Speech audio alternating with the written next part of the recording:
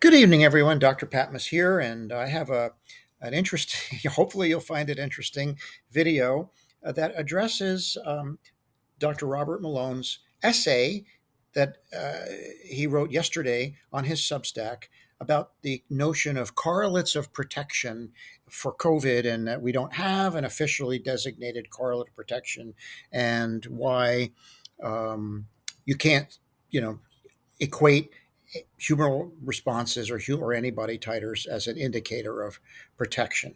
And he this all happened because at the ACIP meeting he went off on CDC staffers because they made the terrible mistake of implying that antibody titers correlate with protection, which they do.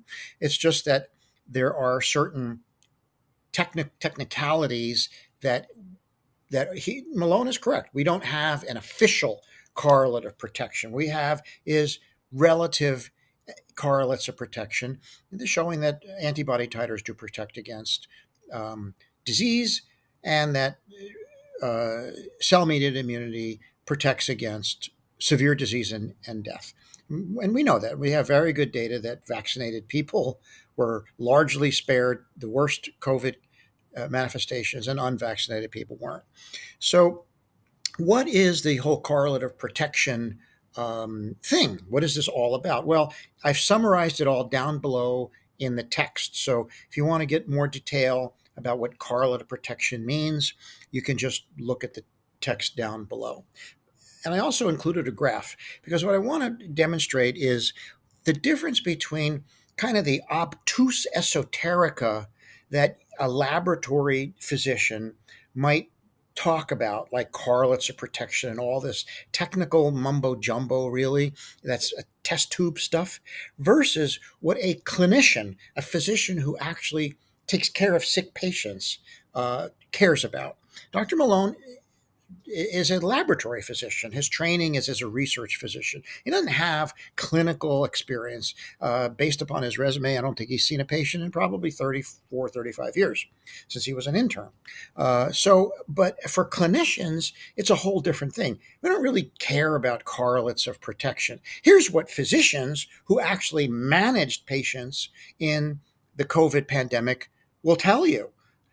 Vaccinated patients had a much milder illness. They often didn't even come into the hospital. They were seen in the office, maybe given Paxlovid, and recovered. And they got an illness, but they recovered largely. A few did have to be hospitalized, and on very rare occasions, some of them got very sick. But generally speaking, vaccinated people had a much milder disease.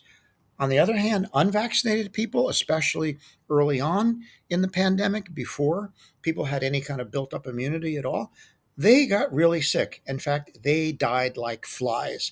Remember, over 1.2 million people died of COVID. Now, some people want to debate that figure and get all into obtuse esoteric and technicalities about how it was defined. But ask clinicians who were there in the emergency rooms at the time. We know vaccinated people were sick as shit and died. I'm sorry, unvaccinated people were sick as shit and died. And the vaccinated people had a much milder illness. Anybody who was there will tell you that. So, what does this, correlate of protection really mean to a clinician? Nothing. It's technical esoterica. It's a self-gratification exercise. The graph below tells you all you need to know. It shows that vaccinated people had about 95% protection from severe disease and death. Now that's my idea of a So what's my idea of a correlate of protection? Vaccination.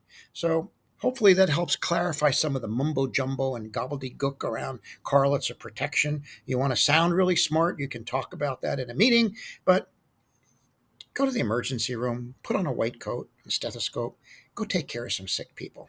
Have a great evening.